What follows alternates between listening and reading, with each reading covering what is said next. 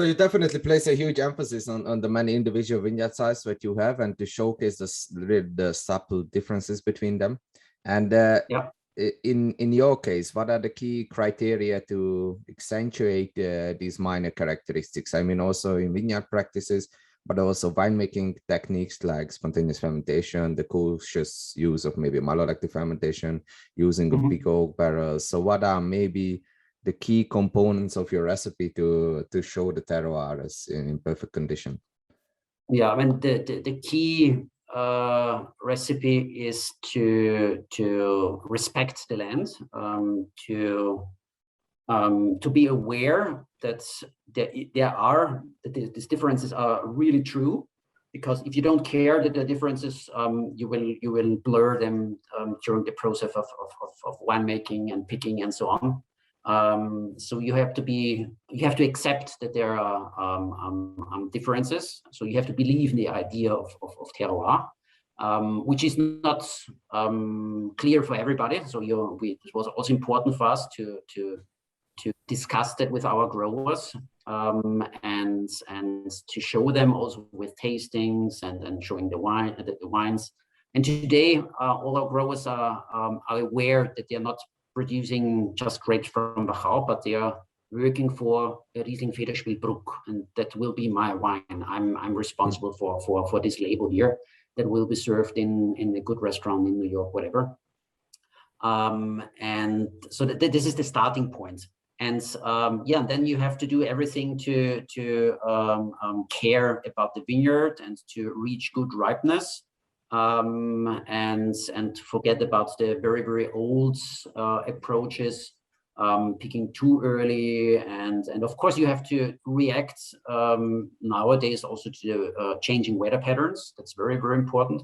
And we had extremely hot years, such as 17, 18, and a hot summer 19. This year we have a very, very cool year that started very, very late. And it's not about a plan that you have in your head and following that plan. It's about a high level of flexibility and reacting very, very quickly, which is a huge challenge for our growers, because there's a huge part of handwork vineyards, and it takes longer to finish 1 hectare doing it by hand than driving out with the tractor and doing that very, very quickly. But on the other side, it's highly fragmented and it's always a small ownership. So there's a huge advantage as well behind that. And working by hand gives you a closer relationship to the wine than sitting on a tractor and passing by the wine. So doing it by hands, you have a closer, preciser look on each wine, how it is reacting, how it is behaving with the different weather. And yeah, we are going for very, very clean, healthy grapes. That's very important. So no botrytis grapes anymore, as it was done in the past.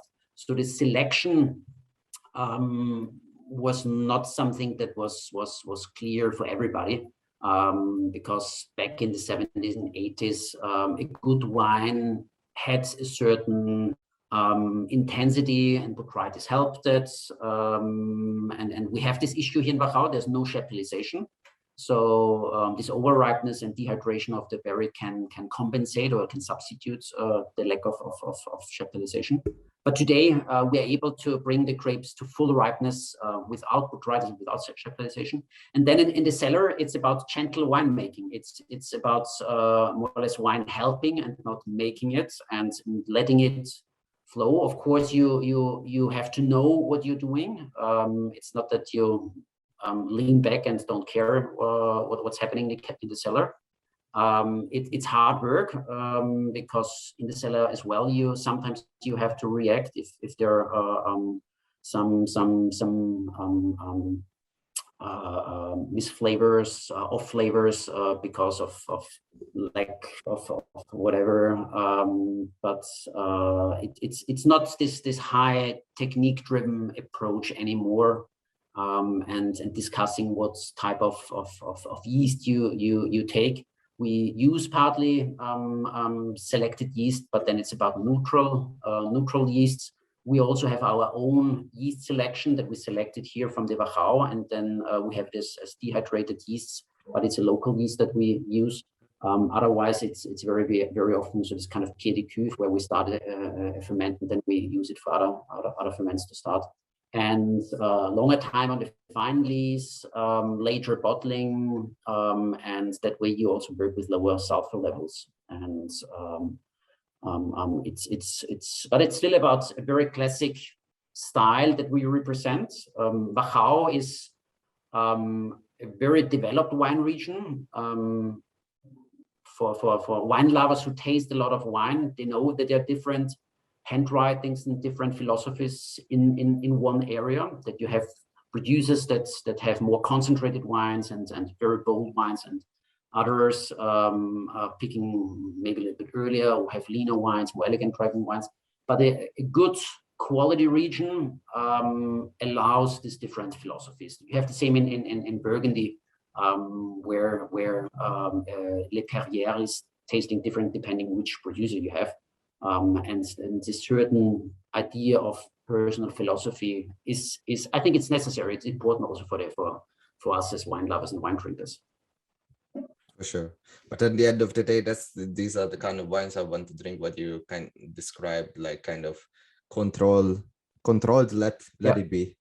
And also always showing an elegance and not an overwhelming fatness and overripeness, but a certain precision. And so maybe like the cherry on the pie, the Smaragd. Yes, our last wine. This is Grüner Veltliner from the single vineyard Kirnberg.